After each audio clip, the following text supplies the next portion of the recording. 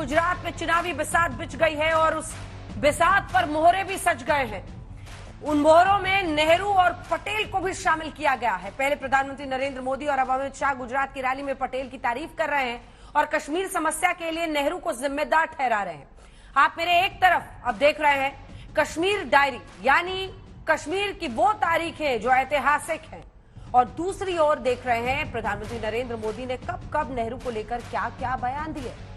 आज हम हल्ला बोल में इसी पर टक्कर करेंगे और जानने की कोशिश करेंगे कि नेहरू और पटेल को लेकर जो सियासी टक्कर शुरू हुई उससे गुजरात चुनावों में किसको कितना होगा फायदा। लेकिन उससे पहले ये रिपोर्ट, क्योंकि कुछ ही देर में सुधांशु त्रिवेदी और अभय दुबे संभालेंगे अपनी पार्टी की तरफ से मोर्चा।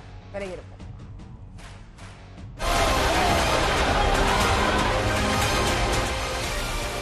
लड़ाई गुजरात की है तो सरदार पटेल का जिक्र लाजमी है। सरदार पटेल का जिक्र होगा तो नेहरू की भी चर्चा होगी। आनंद में प्रधानमंत्री मोदी ने ठीक ऐसा ही किया। पटेल की तारीफ की और कश्मीर समस्या के लिए बिना नाम लिए नेहरू को घेर लिया। તમે જુઓ દેશના એકીકરણનું કામ સરદાર સાહેબે રાજા રજવાડોને મનાવ્યા, સમજાવ્યા, ભારતને એક બનાવ્યું, પણ એક કાશ્મીર બીજા એક ભાઈએ માથે લીધું।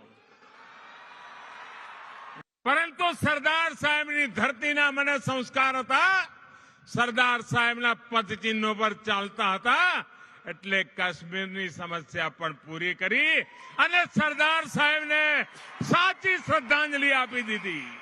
प्रधानमंत्री के बयान के बाद जयराम रमेश ने लिखा, प्रधानमंत्री ने फिर से सच्चे इतिहास को झुठला दिया। वो जम्मू कश्मीर पर नेहरू को कटघरे में खड़ा करने के लिए तथ्यों को नजरअंदाज करते हैं।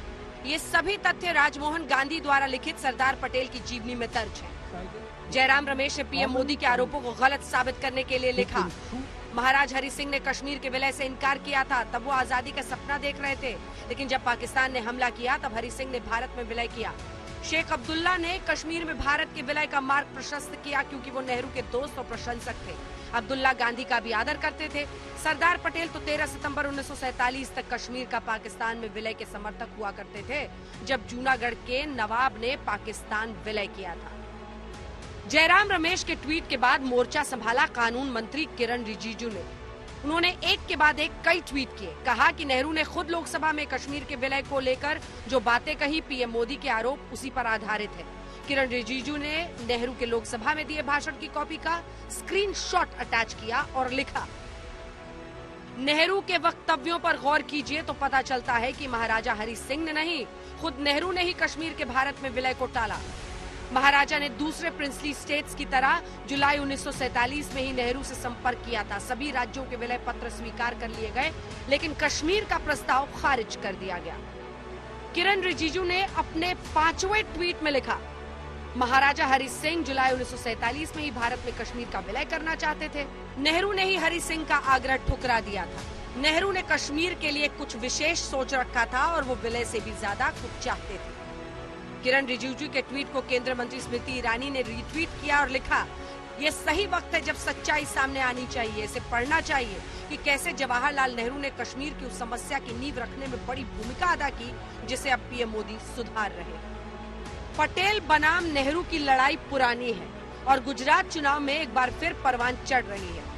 वर्षोथी जवाहरलाल नेहरूनी भूलना कारणे काश्मीर 370મી કલમના કારણે કાશ્મીર ભારતીય જનતા ભારત સાથે જોડાતું નતું। બધાના મનમાં ઈચ્છા હતી કે કાશ્મીરમાંથી 370મી કલમ હટી જાય। હતી કે ને ભાઈ, જરા જોરથી બોલો, અરે જોરથી બોલો, હતી કે નહીં? નરેન્દ્ર ભાઈએ 5 ઓગસ્ટ 2019 કાશ્મીરમાંથી એક झटके धारा 370 ने हटाई, काश्मीर ने हमेशा माटे भारत साथे जोड़वानुं काम कर्युं। बीजेपी सरदार पटेल के साथ खड़ी है और कांग्रेस को नेहरू के साथ खड़े होने के लिए चुनौतियों का सामना करना पड़ रहा है। जैसे जैसे गुजरात की लड़ाई आगे बढ़ेगी, तय मानिए नेहरू पर लड़ाई और बढ़ेगी। गोपी घांगर के साथ आज तक ब्यूरो।